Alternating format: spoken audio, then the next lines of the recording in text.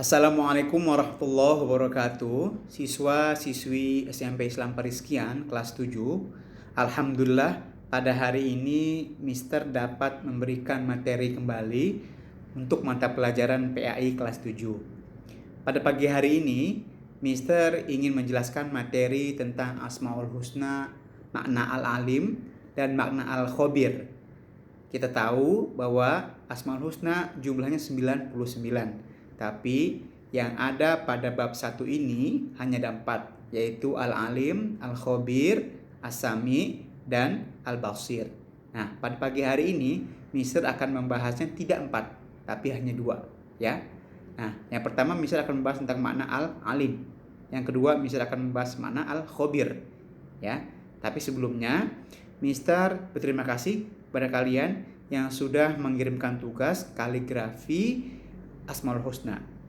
Bagus-bagus, cantik-cantik, tapi sayang ya, Mister masih menunggu yang belum mengirimkan tugasnya melalui Google Classroom, ya. Silahkan dari tugas pertama, tugas kedua, ya, dan tugas seterusnya.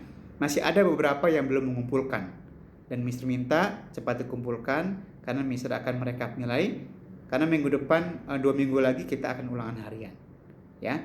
Jadi Mister minta dikumpulkan, dikerjakan, lalu dikumpulkan melalui Google Classroom, ya.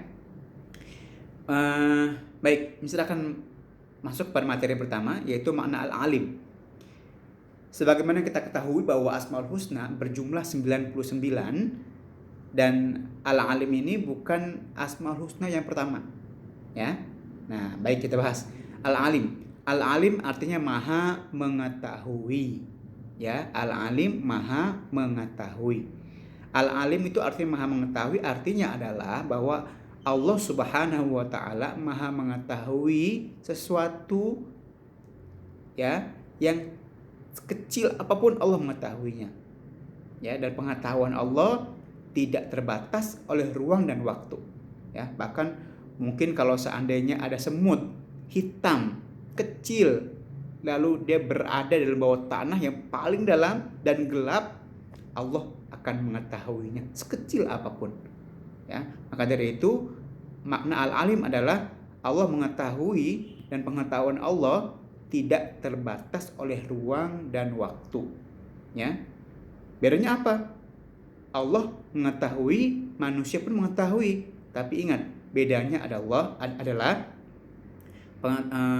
pengetahuan Allah tidak terbatas, ya. Bedanya pengetahuan Allah tidak terbatas dan pengetahuan manusia terbatas. Allah berfirman dalam Al-Qur'an, Bismillahirrahmanirrahim, wa ma utitum minal ilmi illa qalila. Jadi kata Allah, wahai manusia, tidaklah aku berikan kepada kalian suatu ilmu atau suatu pengetahuan itu hanya sedikit, gitu, ya, kecuali sedikit, gitu. Jadi Allah tuh memberikan pengetahuan kepada manusia itu tidak banyak, sedikit, ya, bermiliar-miliar mungkin yang tidak terbanding oleh pengetahuan Allah. Nah, jadi pengetahuan Allah tidak terbatas oleh ruang dan waktu. Contoh misalnya, manusia itu bisa menampung pengetahuan, bisa menampung ilmu, itu pasti ada batasnya. Ibarat handphone itu mempunyai RAM, contoh misalnya 10 GB, 18 GB, 32 GB, ya. Itu pasti ada batasnya. Begitupun kapasitas otak manusia pasti punya batas, ya. Tidak semua pengetahuan bisa diserap, dan tidak semua pengetahuan, semua ilmu bisa dipelajari, ya. Itu namanya terbatas. Namanya pengetahuan manusia ada batasnya. Tapi pengetahuan Allah tidak terbatas sama sekali, ya. Bukan Allah yang mempelajari ilmu, bukan, tapi Allah yang memberikan ilmu, ya. Bahkan ibaratnya pengetahuan manusia dengan pengetahuan Allah, Allah jelaskan dalam surah Al-Kahfi itu bahwa pengetahuan manusia jika mau dibandingkan dengan pengetahuan Allah itu ibarat lautan yang begitu luas, ya. Lalu kita masukkan, kita celupkan jarum, kayu atau apapun itu, kita celupkan lalu kita angkat, Nah, air yang menetes ini itu adalah ilmu manusia, ya, dari sekian banyaknya ilmu Allah yang ada di lautan. Gitu. Jadi hanya sedikit sekali, sedikit, hanya tetes itu ilmu manusia dari banyaknya ilmu Allah Subhanahu wa taala. Ya. Nah, jadi itu pengertian dari makna al-alim, ya, yaitu Maha mengetahui. Pengetahuan Allah tidak terbatas oleh ruang dan waktu, ya. Tapi kalau manusia itu pengetahuan itu terbatas. Nah, lalu kita kan sudah mempelajari yang namanya Asmaul Husna al-alim. Lalu apa perilaku kita harusnya, ya? Bagaimana perilaku kita setelah kita mempelajari Asmaul Husna al-alim? Perilakunya adalah kita harus terus menggali ilmu-ilmu Allah, ya. Jangan berhenti belajar, jangan berhenti berpikir, jangan berhenti untuk melakukan suatu hal yang baik, ya. Jadi perilakunya adalah, ingat, terus menggali ilmu Allah dan belajar dengan sungguh-sungguh. Itu perilaku yang kita harus cermati setelah kita mempelajari Asmaul Husna al-alim. Itu ya al-alim pertama, ya. Bisa ulangi, al-alim pengertiannya adalah pengetahuan Allah tidak terbatas dengan ruang dan waktu, ya. Allah pun mengetahui baik yang gaib maupun yang nampak. Tidak terbatas ruang dan waktu, ya. Kalau ruang kayak tadi, ya, ruang itu kan manusia mempunyai kapasitas untuk menerima ilmu, ya, menerima ilmu. Ada kapasitasnya, seperti handphone berapa giga. Nah, itu ruang. Tapi Allah tidak, ya. Allah tidak terbatas oleh ruang dan waktu. Allah mengetahui di mana saja, hal apapun saja, ya. Bahkan Allah bisa mengetahui hal-hal yang belum terjadi, ya. Banyak dalam Al-Qur'an ayatnya yang membahas itu. Yang kedua adalah al-khabir. Al-khabir artinya adalah maha waspada atau maha teliti, ya. Artinya apa? Artinya Allah menciptakan segala sesuatunya itu tidak ada yang batil, tidak ada yang tidak ada gunanya, pasti ada gunanya, ya. Walaupun Allah menciptakan amuba yang sekecil ini, atau Allah menciptakan virus sekarang yang sedang booming, yang sedang viral, virus corona, ya. Buat apa sih Allah menciptakan virus? Dengan pasti ada gunanya, pasti, ya. Tidak mungkin tidak ada gunanya. Allah berfirman, Rabbana ma khalaqta hadza batila. Jadi apapun yang Allah ciptakan itu tidak mungkin batil, tidak mungkin tidak ada gunanya, pasti ada gunanya. Ya, seperti sekarang ini virus corona, ya. Mungkin bagaimana caranya? Yang paling penting adalah, ya, Allah menciptakan virus ini mungkin salah satunya adalah gunanya adalah supaya manusia sadar apa? Akan kebersihan, untuk mencuci tangan setiap kita melakukan sesuatu, ya, dan mendekatkan diri kepada Allah Subhanahu wa taala. Contoh, ya, itu untuk contoh apa yang Allah ciptakan. Dan maknanya untuk al-khabir dalam hal teliti, maha waspada. Allah menciptakan segala sesuatunya itu pasti, ya, ada gunanya dan tersusun secara sistematis, tersusun secara baik. Nah, contoh apa? Contoh manusia diciptakan oleh Allah Subhanahu wa taala itu mempunyai jantung, mempunyai liver, mempunyai ginjal, ya.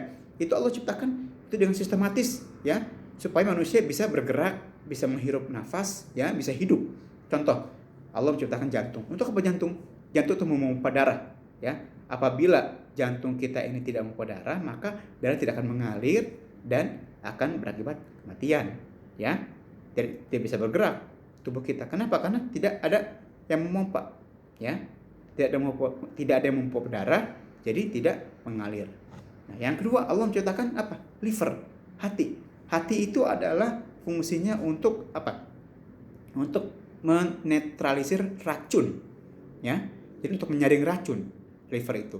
Jadi kalau seandainya kita tidak punya liver, maka racun itu akan terus berada dalam tubuh kita, atau kita mengalami kerusakan hati atau liver, maka liver kita tidak bisa menyaring racun dan racun itu akan menyebar ke dalam seluruh tubuh.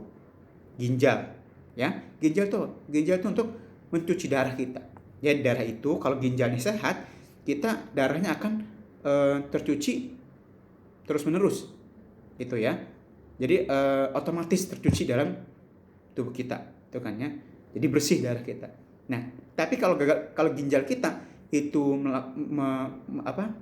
ada kerusakan ya, maka ginjal kita tidak bisa berfungsi untuk mencuci darah.